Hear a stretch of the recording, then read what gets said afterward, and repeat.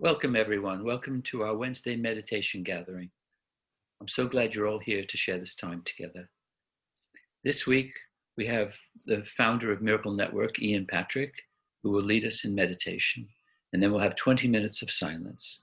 After that, we'll open it up for sharing, and we'll end at 10:45. Over to you, Ian. Thank you, Dan. Morning, everybody. It's lovely to be doing this again. I've been very excited about doing this. I'm a little bit nervous, I have to say, because I'm not used to doing such things these days. But yeah, let's get going. It's the first meditation of the year. So I was thinking about doing something about beginnings, but because I like to be different, I'm actually going to do it about endings. And so one of my favorite sections of the course is the one that's entitled How Will the World End? I just love it. It's really beautiful and profound. And it might sound horrific. If you're not familiar with it, you might think, oh my God, is it about the planet being hit by an asteroid or exploding in a supernova or a global pandemic of a deadly virus? I don't know, all kinds of things. But it's not about any of those things, of course. As always, when the course talks about the world, it doesn't mean the physical planet. It's not talking about the earth. It's talking about the world that we've made in our minds. In fact, the course never talks about anything physical. Well, very few examples of that. I was thinking of such examples, and even, well, it's a famous one that everyone knows about, the metal discs and paper strips. Talking about money, but I think it's talking about our attitude to money, our thinking around money. And even when it talks about our relationships and our brothers, special relationships and things, it's not talking about the physical form of the relationship, it's talking about how we think about these things at the mind level. So the world that that's addressed in this section is a mental construct. The course says the world was made by guilt at the moment of separation, at the tiny mad idea, at which we remembered not to laugh. And part of this section is about laughing again, which is really nice. So at this tiny mad idea, that was the origin of sin, guilt, and fear. Sin, that we believe we'd done something that would effectively kill God and destroyed heaven. So we felt guilty for that, and then feared punishment.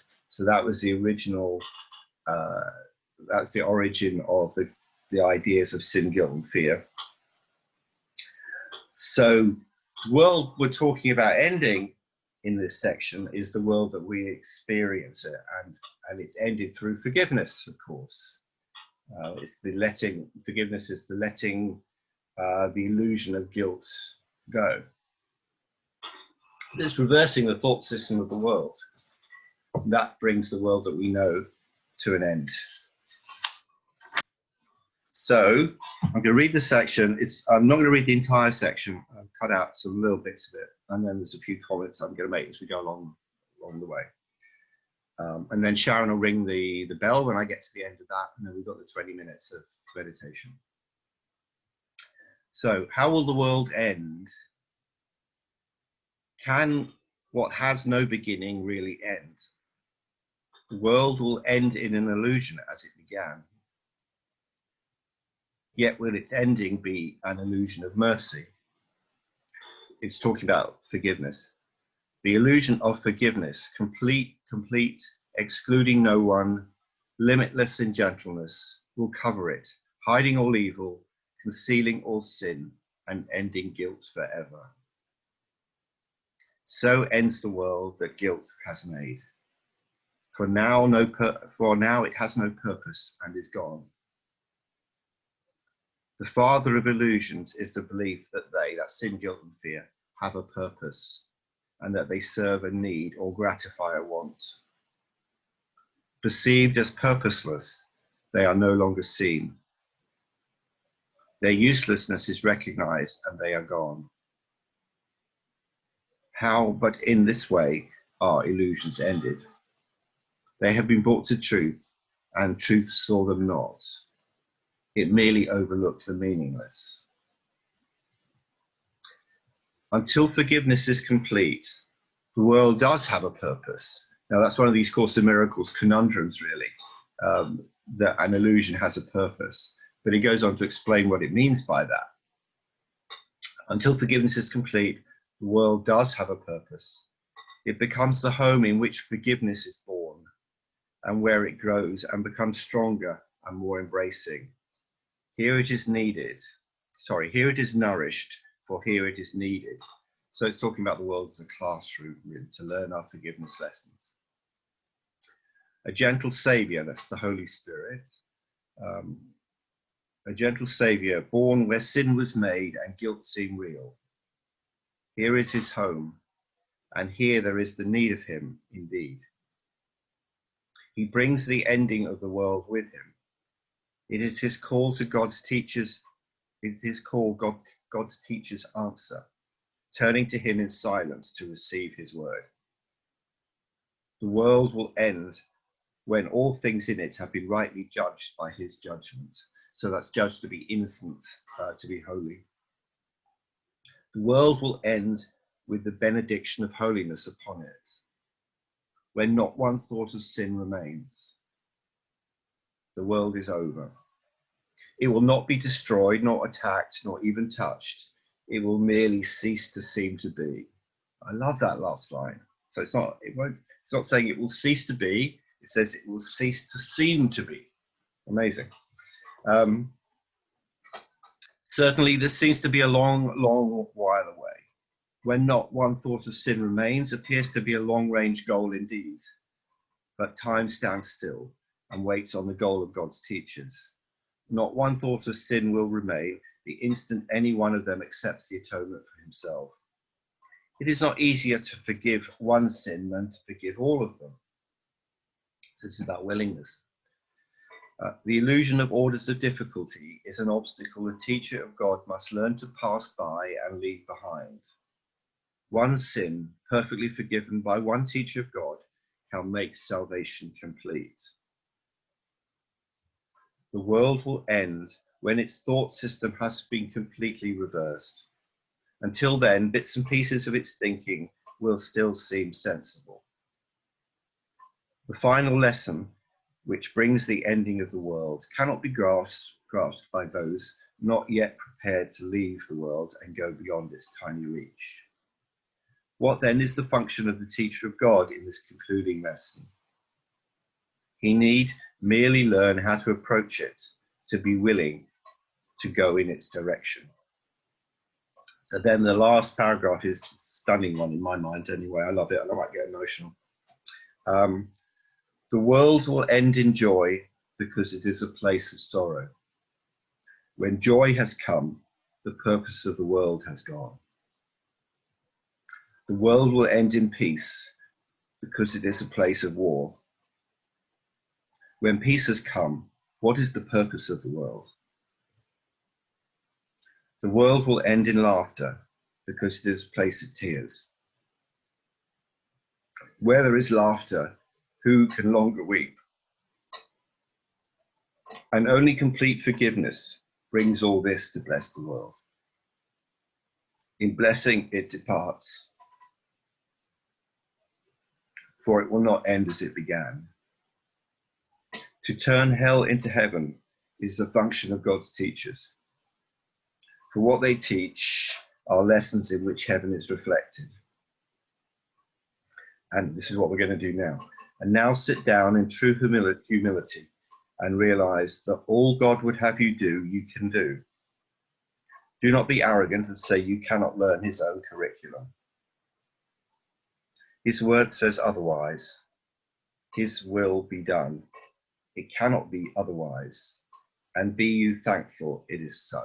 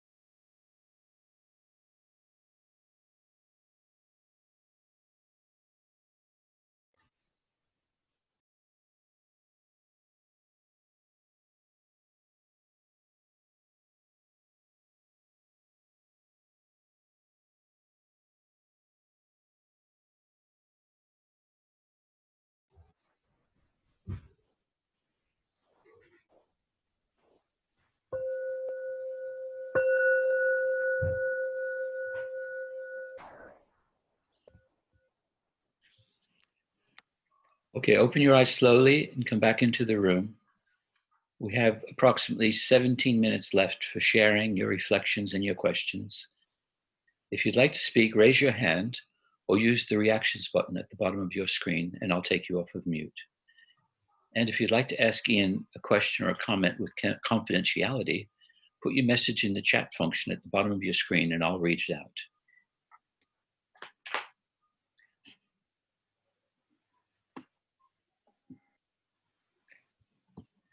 Barbara, please go. Ian, thanks very much for choosing endings. When I first heard you say that you were choosing endings, I thought, oh, wow, how adventurous. Why not?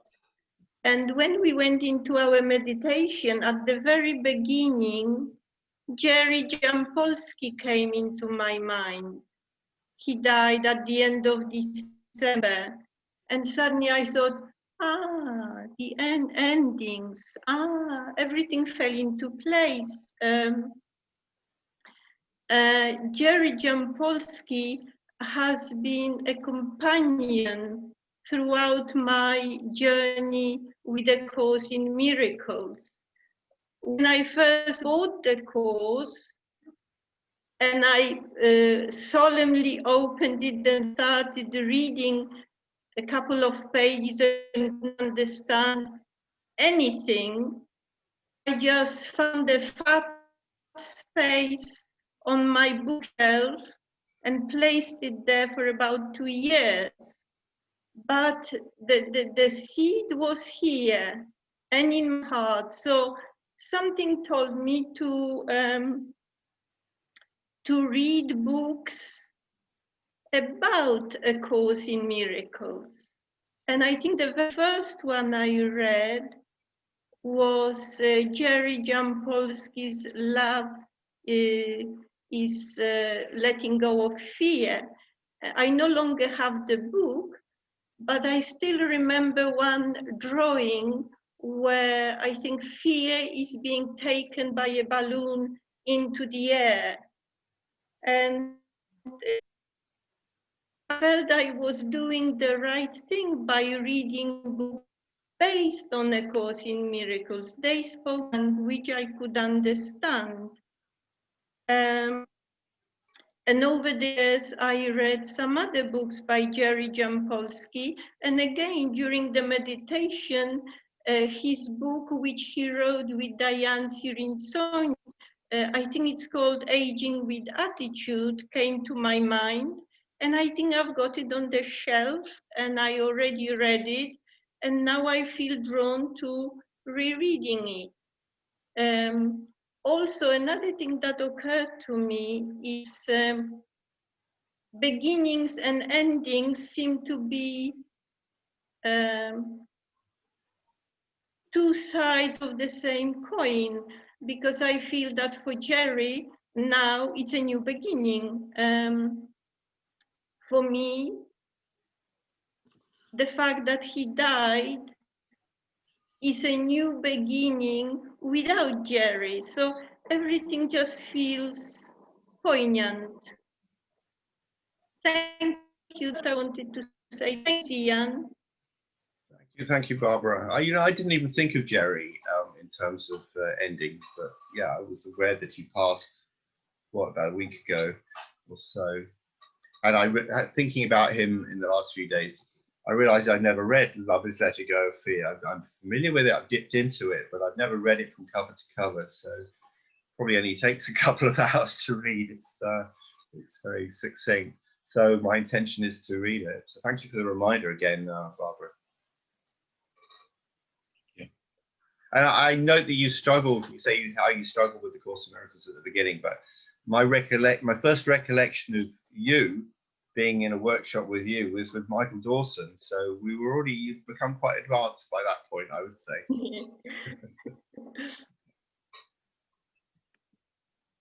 Terry, would you like to take yourself off mute? Thank you, Dan. Good morning, Ian. Morning. So you picked a really deep passage this morning, didn't you? Yeah, I don't like to mess around. Just go No. straight in there. I find it a difficult one to get my head around, obviously.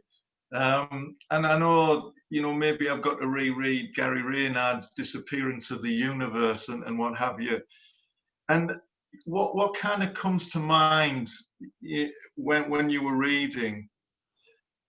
I don't know if there is a correlation, but I remember Shakespeare saying that all the world's a stage and we're all like actors on the stage, and it all seems so real. And in some of the scenes in the play, we're knocking hell out of each other, we're beating each other up, we're stabbing each other in the back, or whatever it might be that we're doing. And yet, come the end of the play, we're all in the bar together, having a laugh and a joke and a drink. And maybe, just maybe, that's what seems to be going on. In your opinion, Ian, how, given the teachings, how do we live?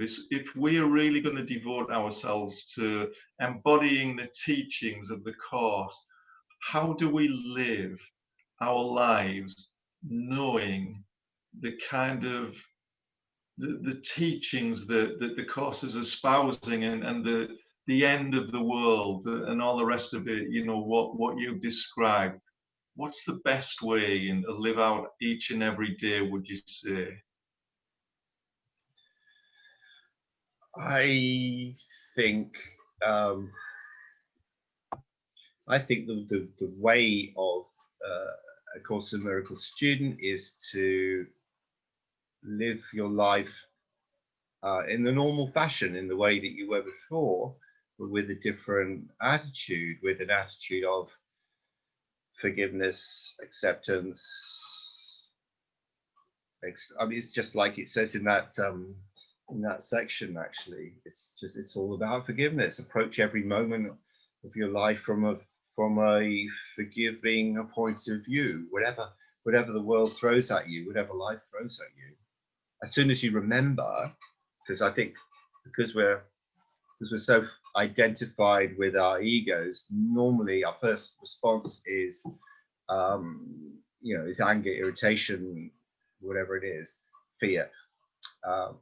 So as soon as we remember, oh, hang on a minute, I'm getting sucked into the drama of the world. As soon as we remember that, then bring in forgiveness. And the more we do that, I think the quicker we get to that point. It's like a muscle that we exercise, and it gets stronger with practice. Does that answer? Yes. Thumbs up. I have a couple comments in chat which say the same thing.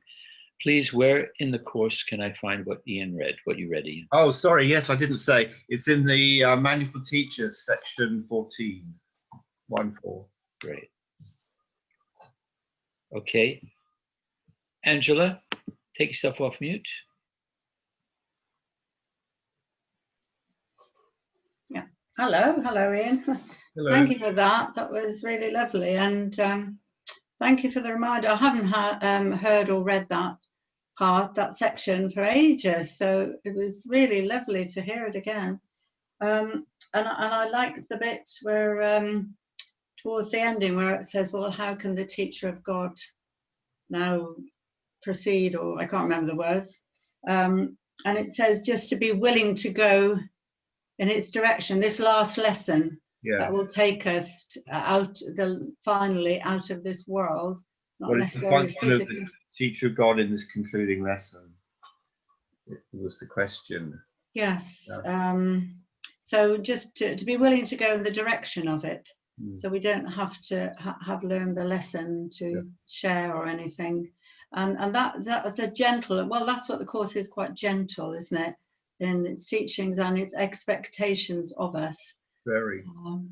So just be willing to go in the direction of it. And it brought to mind another part of the Course where it talks about if you want the goal of this Course, you have to accept the means. So we have to go through the lessons and do the study and the practice if we want the goal.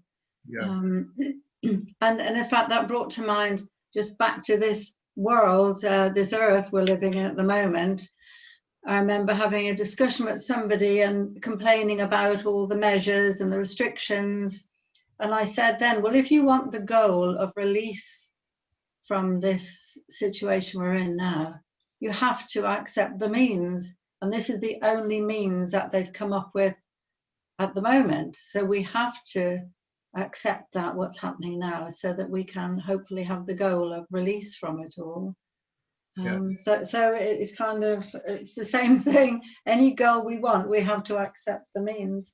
But you made me laugh as well, because of your earlier comment. Oh, well, it was Dan who made the Happy New Tears comment, but then you were talking about tears, and then you read out, the world will end in laughter because it is a place of tears.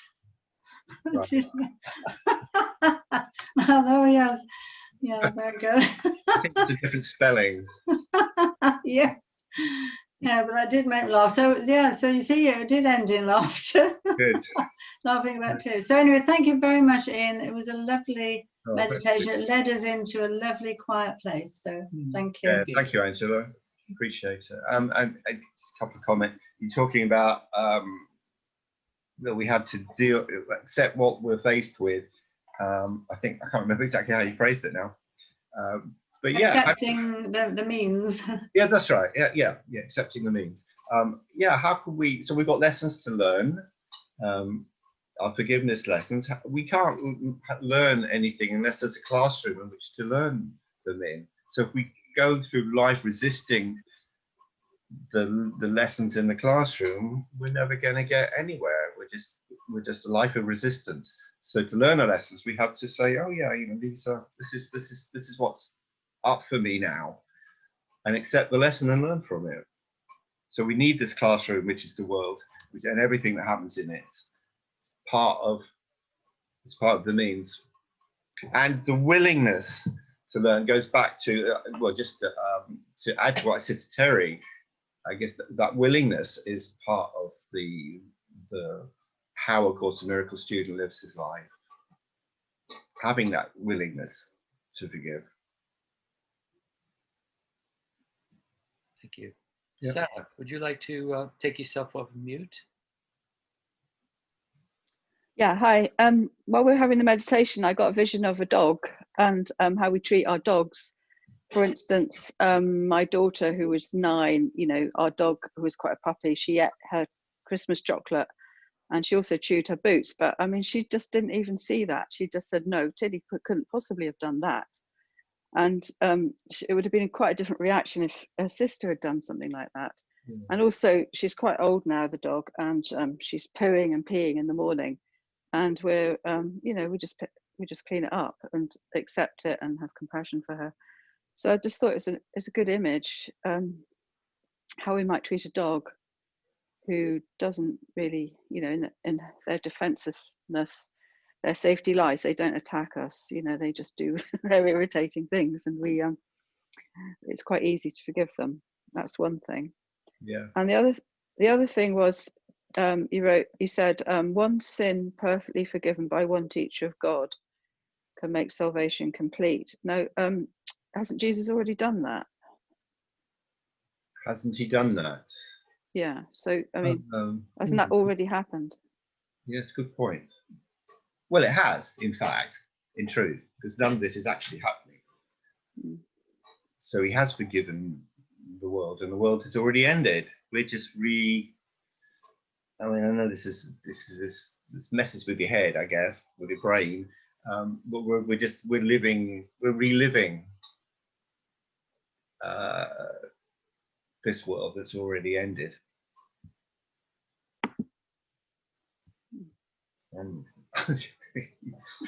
yeah, you threw me a little bit with that one. I like the thing about dogs, though. Yeah, but if we could treat others like dogs, that'd be brilliant. And you said, your daughter's dog does what it does. There's a wonderful book by Alan Cohen called "Are You as Happy as Your Dog?"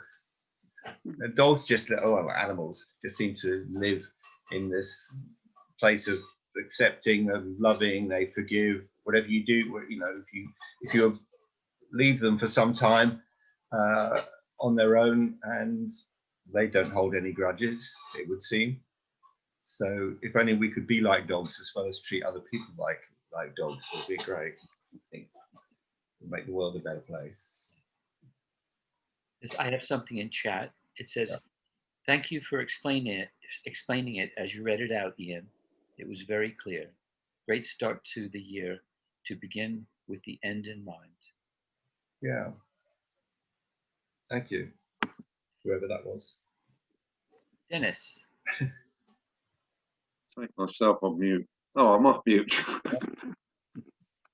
Thank you, Ian. It just reminded me about my early childhood. It wasn't all that great, and I decided to get out of where I was. And I was going to join the army for about 15 years, but I didn't really want to kill anybody. So I joined the Merchant Navy. And I was 15 and a half, and I was joining my first ship in a shell tanker in a Drossen in Scotland. And I sat on the train and I said to myself, am I doing the right thing? And the answer came back and said, well, it can only get better. So I left one world behind and went to a whole new world, and I saw the world and I saw all sorts of things, where before the furthest I'd ever been from my house was Lincolnshire. And it was a wonderful experience. And I stayed in it for 5 years. But it was a whole new world from where I was. Yeah, that's lovely. I lived in Ardrossan in Scotland. I lived in Ardrossan in Scotland. I wouldn't recommend going back there. I've been back there. It's changed. Okay, we've come to the top of the hour. Thank you, Ian. That was a wonderful way to start the new year. I'm so grateful. And please take yourself off mute and show your appreciation to Ian. Lovely. Thank you, Ian. Thank you, Ian. That was brilliant. Good. Thank you. Thank you. Happy New Year, Everyone. everybody. Happy New Year. Lots of love. Bye-bye. Thank you.